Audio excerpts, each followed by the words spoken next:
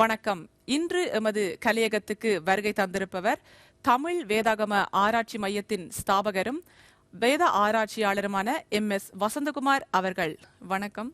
வணக்கம். இயேசு கிறிஸ்துவின் இனிய நாமத்தில் உங்களை நாம் வாழ்த்தி வரவேற்கிறோம். அதேபோல் என்னுடைய வாழ்த்துக்களையும் உங்களுக்கு தெரிவித்துக் கொள்கிறேன். நீங்கள் தமிழ் வேதாகம ஆராய்ச்சி மையத்தின் ஸ்தாபகராக இருந்து வருகிறீர்கள். இந்த மையத்தினுடைய செயற்பாடுகள் இது எப்போது ஆரம்பித்தீர்கள் என்று கூற முடியுமா?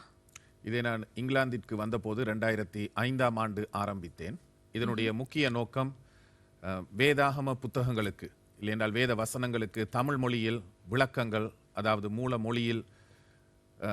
மொழியில் உள்ள வார்த்தைகளினுடைய அர்த்தத்தை அடிப்படையாக கொண்டு வேத வசனங்களுக்கு விளக்கம் கொடுப்பதை அடிப்படையாக கொண்ட ஒரு பணியாக இருக்கிறது.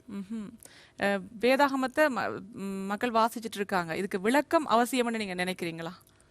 இதற்கு விளக்கம் மிகவும் அவசியமாக இருக்கிறது. ஏன்னா அதற்கு நிறைய காரணங்கள் இருக்கிறது. ஒன்று, இன்றைக்கு வேதத்தை வாசிக்கின்றவர்கள் அநேகமான சந்தர்ப்பங்களில் அதை சரியாக புரிந்து கொள்வதில்லை. குறிப்பாக அடிப்படையாக நாம் பார்க்கும்போது வேதத்தில் 2 பகுதிகள் இருக்கிறது: பழைய ஏற்பாடு, புதிய ஏற்பாடு. பழைய ஏற்பாட்டில் தேவன் மனிதர்களோடு செயல்பட்ட விதம் வித்தியாசமானது. புதிய ஏற்பாட்டில் தேவன் செயல்படுகின்ற விதம் வித்தியாசமானது. இன்றைக்கு வேதத்தை வாசிக்கின்றவர்கள் இந்த அடிப்படை விஷயத்தை கூட அறியாத நிலையில் அவர்கள் வேதத்தை தவறாக புரிந்து கொள்கிறார்கள். இதனால் தான் பல்வேறு விதமான பிழையான உபதேசங்கள், வித்தியாசமான முரண்பாடான கோட்பாடுகள் கிறிஸ்தவர்கள் மத்தியில் உருவாகி இருக்கின்றன.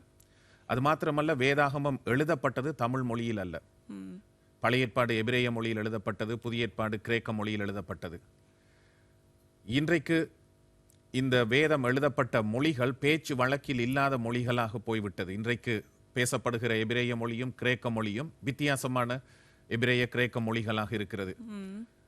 நீண்ட காலத்திற்கு முன்பு எழுதப்பட்ட இந்த வேதாகமம் பல்வேறு மொழிகளில் மொழிபெயர்க்கப்பட்டு தமிழிலும் மொழிபெயர்க்கப்பட்டு இருக்கின்றது. எனவே எல்லா இடங்களிலும் அந்த மூல மொழியினுடைய அர்த்தத்திற்கு ஏற்ற விதத்தில் சரியாக வேதம் மொழிபெயர்க்கப்பட்டிருக்கிறது என்று எம்மால் உறுதியாக கூற முடியாது. அது மாத்திரமல்ல, நாம் உபயோகிக்கின்ற தமிழ் வேதாகமம் கூட கிட்டத்தட்ட 200 வருஷங்களுக்கு முன்பு மொழிபெயர்க்கப்பட்ட ஒரு வேதாகமம். இதற்கு பிறகு நிறைய மொழிபெயர்ப்புகள் வந்தாலும் தமிழ் மக்கள் அதை ஏற்றுக்கொள்ளவில்லை. எனவே இந்த வேதத்தில் பல பகுதிகள் மனிதர்களுக்கு விளங்காத பகுதிகளாக இருக்கிறது. எனவே வேதத்திற்கு விளக்கங்கள் அவசியமாக இருக்கிறது. அது மாத்திரமல்ல, இது வேதத்தை நாம் வெறுமனை வாசிப்பது மாத்திரமல்ல, இந்த வேத வார்த்தைகளை இன்றைய காலகட்டத்தில் 21ஆம் நூற்றாண்டில் வாழ்கிற நாங்கள் எப்படி நம்முடைய நடைமுறை வாழ்க்கைக்கு பிரயோகிப்பது என்பதை குறித்தும் நாம் அறிந்து கொள்ள வேண்டும். எனவே அந்த வகையில் வேதத்திற்கு விளக்கங்கள் அவசியமாக இருக்கிறது. இப்பொழுது சபைகளில் மற்ற இடங்களில் வேதத்தை பிரசங்கம் பண்ணுகிறார்கள். அதுவும் கூட வேதத்திற்கு கொடுக்கப்படுகின்ற ஒரு விதமான விளக்கம். எனவே என்னுடைய பணி இது பிரசங்கமாக மாத்திரமாக இல்லாமல் புத்தகமாக எழுதி வெளியிடப்படும் போது அது நீண்ட காலத்திற்கு பல தலைமுறைகளுக்கு வேதத்தினுடைய சத்தியங்களை மனிதர்கள் அறிந்து கொள்வதற்கு அது உதவியாக இருக்கும். நீங்கள் ஆண்டவரை சொந்த இரட்சகராக எப்படி ஏற்றுக்கொண்டீர்கள்? நான் கிறிஸ்தவ குடும்பத்திலேயே பிறந்து கிறிஸ்தவ பாரம்பரியங்களில் வளர்க்கப்பட்ட ஒருவன். ஆனாலும் என்னுடைய வாலிப காலத்தில் நான் பள்ளிக்கூடங்களில் படிக்கின்ற காலங்களில் வேதத்தை விட்டு வழிவிலகி போன ஒருவனாக இருந்தேன்.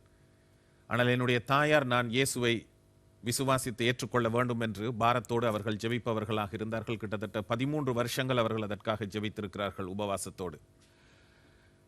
இயேசுவை குறித்து என்னிடத்தில் முதல் தடவையாக நான் இயேசுவை தனிப்பட்ட ரீதியாக விசுவாசித்து ஏற்றுக்கொள்ள வேண்டும் என்று சொன்ன ஊழியரோடு நான் பல தடவைகள் தர்க்கம் பண்ணி இருக்கிறேன்.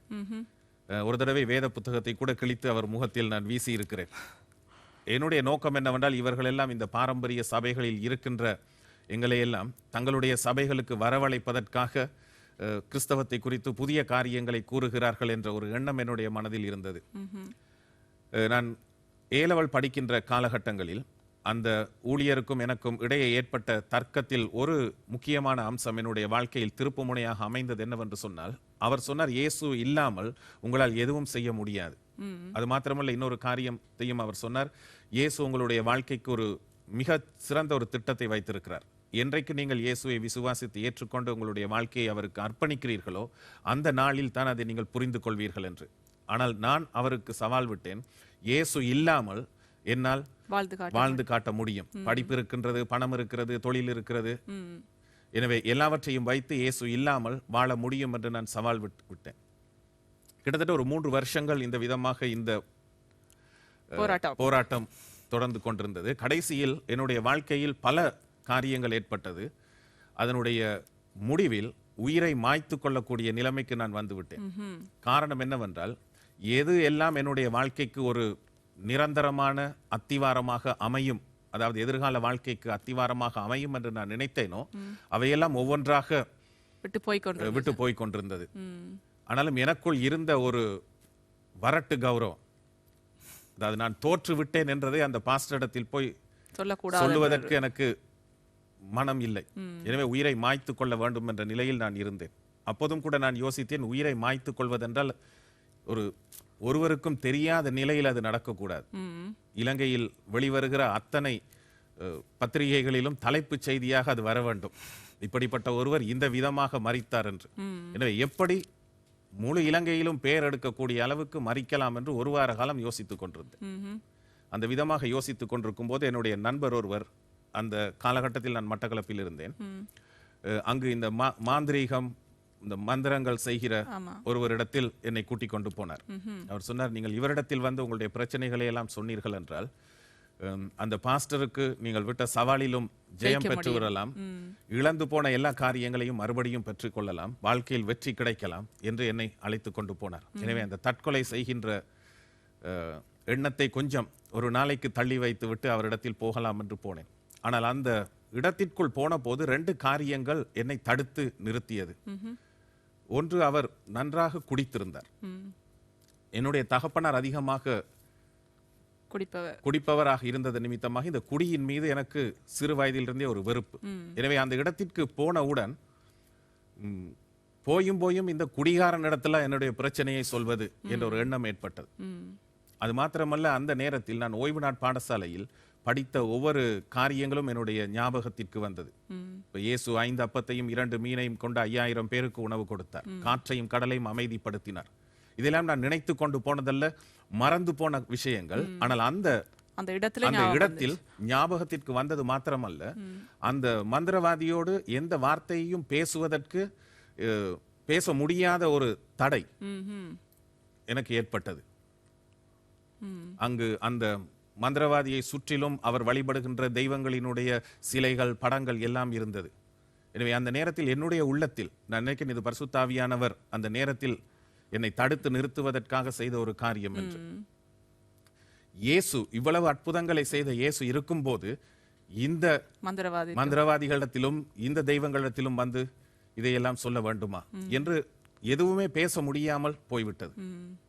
என்னுடைய நண்பர் என்னிடத்தில் சொல்கிறார், உங்களுடைய பிரச்சனையை சொல்லுங்கள், அவர் தீர்த்து வைப்பார் என்று. வாயிலிருந்து ஒரு வார்த்தையுமே வரல. எனவே எனக்கு மிகவும் குழப்பமாக போய்விட்டது, ஏன் இப்படி நடந்தது என்று. எனக்கே ஆச்சரியமாக இருந்தது என்று சொன்னால், நான் பள்ளிக்கூடங்களில் படிக்கின்ற காலங்களில் பேச்சு போட்டிகள், பட்டிமன்றங்கள், இவை எல்லாவற்றிலும் அதிகமாக பேசி திறமையான பேச்சாளன் என்று பெயரெடுத்த என்னால் இந்த மந்திரவாதிக்கு முன்னால் ஒரு வார்த்தையும் பேச முடியாத ஒரு நிலை ஏற்பட்டு விட்டதே என்று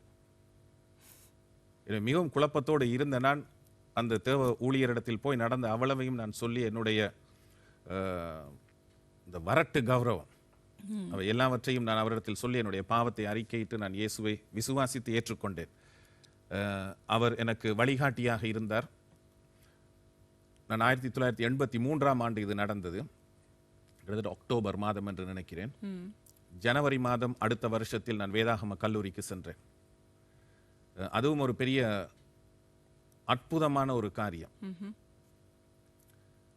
நான் அதற்கு முன்பு வேலை செய்து கொண்டிருந்த இடம் நீதியான நேர்மையான முறையில் காரியங்கள் நடக்கின்ற ஒரு இடம் அல்ல, ஒரு ஆடிட் ஃபர்ம். எனவே நாங்கள் அங்கு கணக்குகள் எழுதும் போது அரசாங்கத்திற்கு காண்பிக்கின்ற கணக்கு ஒன்று, சொந்தமாக மக்களுக்கு கொடுக்கின்ற கணக்கு ஒன்று, கள்ளக்கணக்கு வேறு விதமாக சொன்னார். ஆனால் நல்ல வருமானம் கிடைத்தது. ஆனால் நான் இயேசுவை ஏற்றுக்கொண்டதற்கு பிறகு இந்த பிழையான ஒரு காரியத்தை செய்ய எனக்கு அந்த அளவு மனம் இல்லை. ஆனாலும் என்னை இயேசுவுக்குள் வழி நடத்திய அந்த ஊழியர் சொன்னார், தேவன் உங்களுக்கு ஒரு பெரிய பணியை வைத்திருக்கிறார். ஆனால் அது என்ன என்று எனக்கு அப்போது புரியவில்லை. எனவே நான் இயேசுவை விசுவாசித்து ஏற்றுக்கொண்டதற்கு பிறகு என்னுடைய சித்தியினுடைய வீட்டில் நான் போயிருந்தேன். அப்பொழுது முதல் தடவையாக, எத்தனையோ தடவையில் வீட்டில் குடும்ப ஜெபம் நடக்கும்போது வேதத்தை வாசித்திருக்கிறேன். ஆனால் நான் சங்கீத புத்தகங்களை ஒவ்வொன்றாக வாசிக்க தொடங்கினேன். ஒவ்வொரு சங்கீதங்களையும் வாசிக்கும் போது ஒவ்வொரு சங்கீதங்களையும் கவிதையாக எழுதினேன். அதற்கு பிறகு வீட்டில் நான் ஒரு நாள் இருக்கும்போது சீனி சுற்றி வந்த ஒரு பேப்பரில் இலங்கை வேதாகம கல்லூரி ஒரு விளம்பரத்தை கொடுத்திருந்தார்கள். ஊழியத்திற்காக வேதத்தை படிப்பதற்காக அழைப்பு கொடுத்திருந்தார்கள். சீனி சுற்றி வந்த பேப்பர்ல சீனி சுற்றி வந்த பேப்பர் அது நான் பார்க்காவிட்டால் அடுப்புக்கு போயிருக்கும். இப்ப வேதாகம கல்லூரி கிட்டத்தட்ட ஒரு 30-35 வருஷங்கள் இருக்கிறது. ஆனால் அவருடைய சரித்திரத்தில் அந்த ஒரு வருஷம் மட்டும்தான் பேப்பர்ல அட்வர்டைஸ் பண்ணது. அதை பார்த்து போனது நான் மட்டும்தான். அப்ப எனக்காகவே அது சீனி சுத்தி வந்து சீனியோட வந்திருக்கு, சுவையோடு வந்திருக்கு. எனவே நான் அங்கே வேதாகம கல்லூரிக்கு போன போது ரெண்டு இன்டர்வியூ இருந்தது. முதல் இன்டர்வியூவில் அவர்கள் தீர்மானித்து விட்டார்கள் என்னை எடுக்கக்கூடாது என்று. அதற்கு காரணம், அதற்கு முன்பு நான் ஊழியம் எதுவும் செய்ததில்லை, எந்த ஒரு சபையையும் சார்ந்தவன் அல்ல. ஏன்னா பைபிள் ஸ்கூல்ல படிக்கிறதுக்கு அந்த குறிப்பிட்ட சபையினுடைய பாஸ்டரினுடைய லெட்டர் உங்களுக்கு தேவை. அவர்கள் உங்களுக்கு வேதாகம கல்லூரிக்கு மாதாந்த கட்டணத்தை கட்டுவதற்காக அவர்கள் வாக்குறுதி கொடுத்து கடிதம் எழுதி இருக்க வேண்டும், எதுவுமே இல்லை. ஆனாலும் வேதத்தை படிக்க வேண்டும் என்ற ஆசையில் நான் போனேன். எனவே என்னை எடுக்கக்கூடாது என்று தீர்மானித்தவர்கள் என்ன செய்தார்கள் என்றால், முதல் இன்டர்வியூ முடிந்த உடனே அவர்கள் எல்லாருமாக கூடி ஜெபித்திருக்கிறார்கள். அப்பொழுது அங்கு ஒருவருக்கு ஆவியானவர் வெளிப்படுத்தி இருக்கிறார், இல்லை வர கட்டாயம் எடுக்கணும். எனவே அவர்கள் எடுத்தார்கள். ஸ்கூலிலேயே ஸ்காலர்ஷிப்பும் தந்தார்கள். 3 வருஷத்திற்கு பிறகுதான் இந்த காரியத்தை எனக்கு சொன்னார்கள். எனவே அந்த தேவனுடைய வழி நடத்துதல் அற்புதமாக அந்த வேதாகம கல்லூரிக்கு என்னை கொண்டு போய் சேர்த்தது. 4 வருஷங்கள் அங்கு படித்ததற்கு பிறகு அங்கேயே வேதத்தை போதிக்கின்ற ஒரு ஊழியனாக நான் மாறினேன். இப்ப சமீப காலமாக உலக தேசங்களில் ஆட்சி மாற்றமும் அதனோட சேர்ந்து கலவரங்களும் நடந்து வருகிறது. உதாரணமாக எகிப்துல கலவரம் நடந்த போது அதை வீடியோ ஒளிப்பதிவு செஞ்சிருக்காங்க. அந்த ஒளிப்பதிவு நாடாவில் ஒரு குதிரையில ஒரு மனிதன் போற மாதிரி ஒளிப்பதிவாகி இருக்கு. அதை ஒரு சாரார் இது மாயன்னு தான் சொல்லினோம். ஆனா இன்னொரு சாரார் அதை வேதாகமத்துல வெளிப்படுத்தல் விசேஷம் சொன்ன அந்த முத்திரைகளில் ஒன்று உடைக்கப்பட்டிருக்கலாமோன்னு நினைக்கிறார்கள். இதை பற்றி உங்களுடைய கருத்து என்ன? என்னுடைய கருத்து என்று சொல்வதை விட வேதத்தில் என்ன சொல்லப்பட்டிருக்கிறது என்பதுதான் முக்கியம். ஆமா, இந்த வெளிப்படுத்தல் புத்தகத்திற்கு பல்வேறு விதமான விளக்கங்கள் கொடுத்திருக்கிறார்கள். ஆனால் வெளிப்படுத்தல் புத்தகம் உலகத்தினுடைய கடைசி காலத்தில் நடக்கப் போகின்ற காரியங்களை இயேசு கிறிஸ்து யோவானுக்கு வெளிப்படுத்தி காண்பிக்கின்றார். வெளிப்படுத்தல் புத்தகத்தை முழுமையாக நீங்கள் படித்தீர்கள் என்று சொன்னால் அதில் ஒரு ஒழுங்கு முறை இருப்பதை பார்க்கலாம். அதாவது ஒரு சம்பவத்திற்கு பிறகு இன்னொரு சம்பவம் நடக்கின்ற விதமாக அங்கு வெளிப்படுத்தப்பட்டிருக்கிறது. அப்படி வெளிப்படுத்தப்படாவிட்டால் இந்த தரிசனத்தை பெற்ற யோவானுக்கே அது புரிந்து கொள்ள முடியாததாக இருந்திருக்கும். வெளிப்படுத்தல் என்று சொன்னால் மறைவாக இருக்கிற காரியம் வெளிப்படுத்தப்பட்டு காண்பிக்கப்படுகின்ற ஒன்று. எனவே இதில் மறைபொருட்கள் எதுவும் இல்லை. ஆனால் இந்த புத்தகம் நமக்கு விளங்காமல் இருப்பதற்கு முக்கியமான காரணம், யூதர்கள் இந்த தரிசனங்கள் எதிர்கால சம்பவங்களை குறித்து எழுதும் போது அதற்கு ஒரு சிறப்பான மொழி நடையை வைத்திருந்தார்கள். அதே மொழி நடைத்தான் பழைய ஏற்பாட்டில் எசேக்கியேல், எரேமியா தீர்க்க தரிசன புத்தகங்களிலும் சகரியா போன்ற புத்தகங்களில் இந்த எதிர்கால சம்பவங்களை குறித்து எழுதப்படும் போது அந்த மொழி நடை உபயோகிக்கப்பட்டிருக்கிறது. இப்ப நாங்கள் பழைய ஏற்பாட்டில் அந்த தீர்க்க தரிசன புத்தகங்களையும் பழைய ஏற்பாட்டு சரித்திரங்களையும் அறிந்திருந்தால் இந்த மொழி நடையை நன்றாக புரிந்து கொள்ளலாம். இதுதான் இந்த வேதத்திற்கு விளக்க நூல்கள் அவசியம் என்பதற்கான காரணம் இதுதான். எங்களுக்கு அவர்களுடைய அந்த மொழி நடை புரியாமல் போய்விடுகிறது. என்றால் ஒரு மொழியில் சொல்லப்படுகிற விஷயத்தை இன்னொரு மொழியில் சொல்லும் போது சரியான விதத்தில் விளக்கம் கொடுக்கணும். இப்போ ஒரு தடவை எனக்கு ஞாபகம் இருக்கிறது, நான் இலங்கையில அவன் ஒத்த காலில் நிற்கிறான் என்று பிரசங்கம் பண்ண, அதை சிங்களத்துல மொழிபெயர்த்து கொண்டிருந்தவர் இந்த ஒத்த காலில் நிற்கிறான் என்றது என்னென்று புரிஞ்சு கொள்ளாம அந்த நொண்டி மனிதன் என்று மொழிபெயர்த்தார். அப்ப நாங்கள் அந்த ஒரு உருவகமாக மரபு தொடராக சொல்கிற காரியத்தை அந்த மொழியில் அவர்கள் புரிந்து கொள்ளல. அப்ப இங்கும் அந்த விதமான நிறைய காரியங்கள் இருக்கிறது. எனவே அதை நாங்கள் புரிந்து கொண்டால் இந்த புத்தகத்தை இலகுவாக புரிந்து கொள்ளலாம். இப்ப 1ஆம் அதிகாரத்தை நீங்கள் எடுத்தீர்கள் என்றால் முழு புத்தகத்திற்கும் ஒரு முன்னுரை. 2ஆம் 3ஆம் அதிகாரத்திற்கு வந்தீர்கள் என்றால் யோவானுடைய காலத்தில் இருந்த சபைகளுக்கு இயேசுவானவர் கொடுத்த செய்திகள். 4ஆம் அதிகாரத்திலிருந்து இவைகளுக்கு பின்பு என்று ஆரம்பமாகிறது. இவைகளுக்கு பின்பு சம்பவிக்க போகிறவைகள். எனவே எவைகளுக்கு பின்பு என்று நாங்கள் கேட்க வேண்டும். எவைகளுக்கு பின்பு என்று சொன்னால் இந்த 2ஆம் 3ஆம் அதிகாரங்களில் சொல்லப்பட்டிருக்கின்ற சபைகளுக்கு பின்பு நடக்க போகின்ற காரியங்கள். அதாவது சபை எடுத்துக்கொள்ளப்பட்டதற்கு பிறகு நடக்க போகின்ற காரியங்கள் தான் 4ஆம் அதிகாரத்திலிருந்து சொல்லப்பட்டு கொண்டிருக்கிறது. எனவே சபை இயேசு மறுபடியும் வரும்போது எடுத்துக்கொள்ளப்படும். வேதத்தில் வேறு பகுதிகளில் நாங்கள் தெளிவாக அதை பார்க்கலாம். இயேசு வரும்போது, குறிப்பாக 1 தெசலோனிக்கேயர் 4ஆம் அதிகாரத்தில் கடைசி வசனங்களில், இயேசு வரும்போது கிறிஸ்துவுக்குள் மரித்தவர்கள் முதலாவது உயிர் தழுவார்கள், பிறகு உயிரோடு இருக்கின்ற நாமும் அவருக்கு எதிர்கொண்டு போக மேகங்கள் மேல் எடுத்துக்கொள்ளப்பட்டு எப்பொழுதும் அவரோடு கூட இருப்போம் என்று சொல்லப்பட்டிருக்கிறது. எனவே இங்கு சபை எடுத்துக்கொள்ளப்பட்டதற்கு பிறகு நடக்கின்ற காரியம் 4ஆம் அதிகாரத்திலிருந்து சொல்லப்பட்டு கொண்டு வருகிறது. எங்களுக்கு தெரியும், தானியேல் புத்தகத்தை அடிப்படையாக வைத்து பார்க்கும்போது சபை எடுத்துக்கொள்ளப்பட்டதற்கு பிறகு அந்தி கிறிஸ்துவினுடைய ஆட்சி ஆரம்பமாகும். அது 7 வருஷங்கள் நீடிக்கும். 3.5 வருஷங்கள் சமாதானமான ஆட்சி காலம், 3.5 வருஷங்கள் உபத்திரவமான காலம்.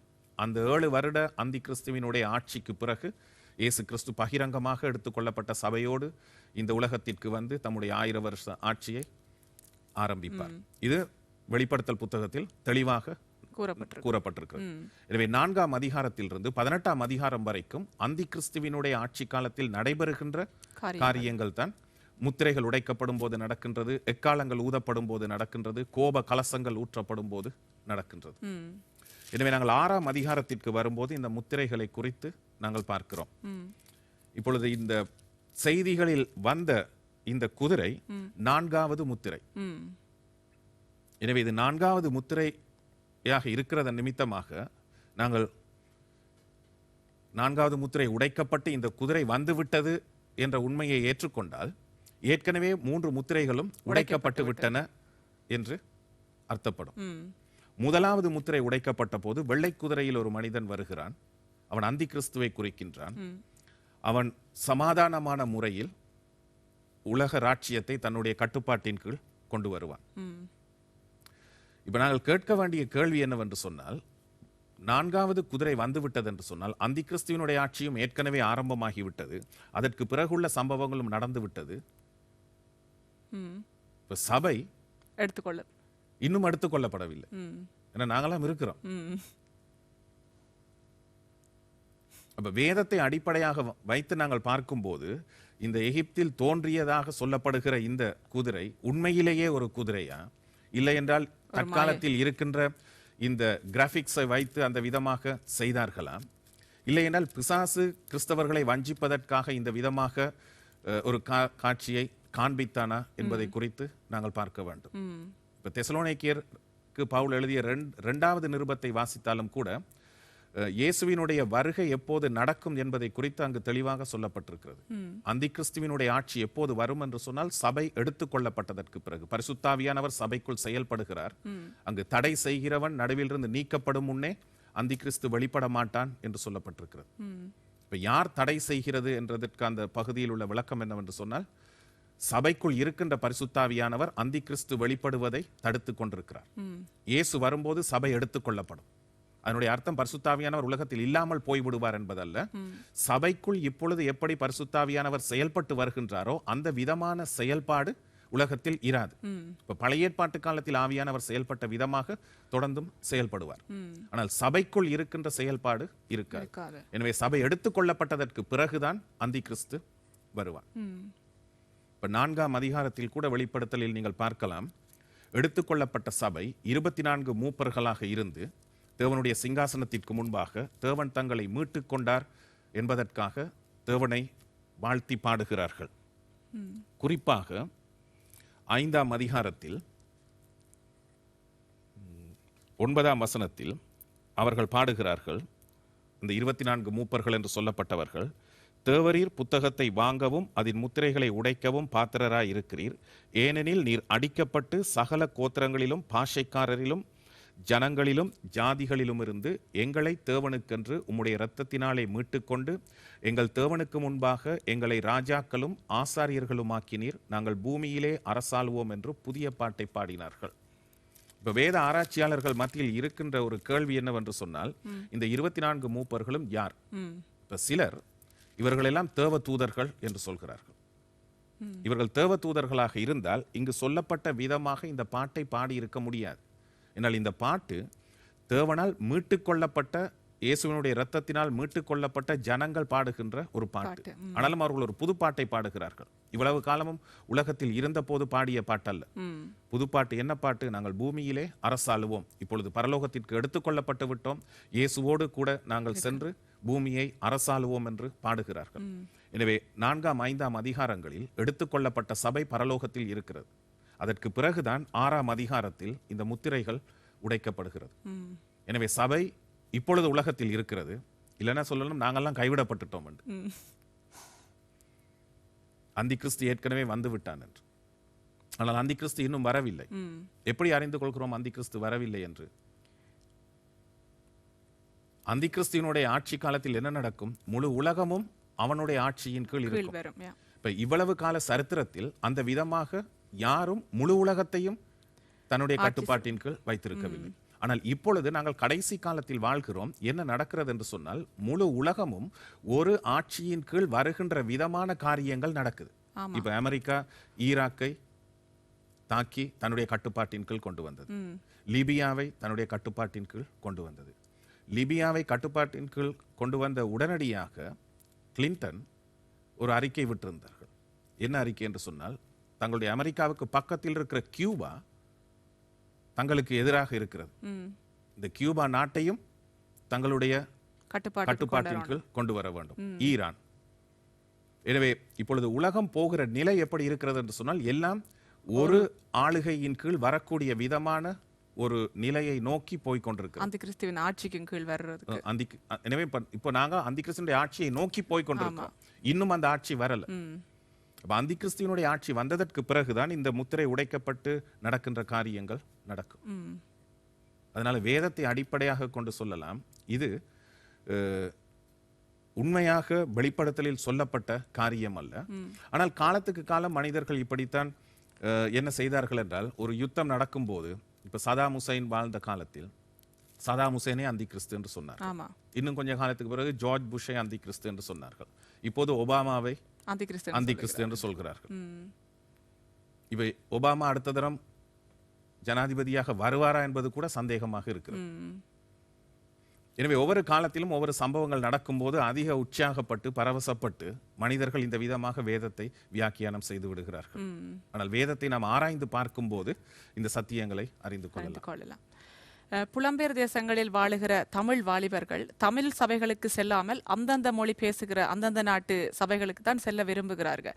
இதை ஒரு சில பெரியவர்களின் குற்றச்சாட்டு என்னென்றால், தமிழ் சபைகளுக்கு சென்றால் தான் ஆவிக்குரிய வாழ்க்கையில வளர முடியும் என்றும், பிற சபைகளுக்கு சென்றால் ஆவிக்குரிய வாழ்க்கையில பெருசாக வளர்ச்சி அடைய முடியாதுன்னு சொல்லினோம்.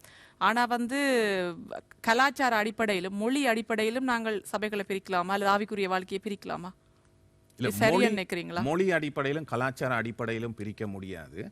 இங்கு இருக்கின்ற பிரச்சனை என்னவென்று சொன்னால், புலம்பெயர்ந்து வந்த தமிழ் மக்களில் கூடுதலான நாட்கள் இலங்கையில் கழித்துவிட்டு இங்கு முதிய வயதானவர்களாக இந்த இடத்திற்கு வந்தவர்களுக்கு இந்த நாட்டு மொழி கலாச்சாரம் அந்நிய மொழியாகவும் கலாச்சாரமாகவும் இருக்கிறது. எனவே அவர்களுக்கு தமிழ் மொழியில் தேவனை ஆராதிப்பது அவருடைய இதயத்தோடு ஒத்து போகக்கூடிய ஒரு காரியமாக இருக்கிறது. அவர்கள் பழகினது இலங்கையில் ஆராதிக்கணும் அந்த முறையில். அதே விதமாக. எனவே இது தங்களுடைய ஒரு பாரம்பரியம் பரிச்சயமான தாங்கள் விரும்புகிற ஒரு காரியமாக இருக்கிறது. இப்ப மேலத்தைய நாட்டினுடைய கலாச்சாரம் மொழி அந்நியமாக இவர்களுக்கு தென்படுகிறது நிமித்தமாக அது தவறு என்று கூட அவர்கள் நினைக்கின்றார்கள். ஆனால் வாலிபர்கள் மற்றும் இங்கு பிறந்து வளர்கின்ற பிள்ளைகள் இந்த மொழி கலாச்சாரத்தோட ஒன்றித்து போய்விட்டதன் நிமித்தமாக அவர்களுக்கு இந்த நாட்டினுடைய மொழியில் இடம்பெறுகிற ஆராதனைகள் விருப்பமாக இருக்கிறது.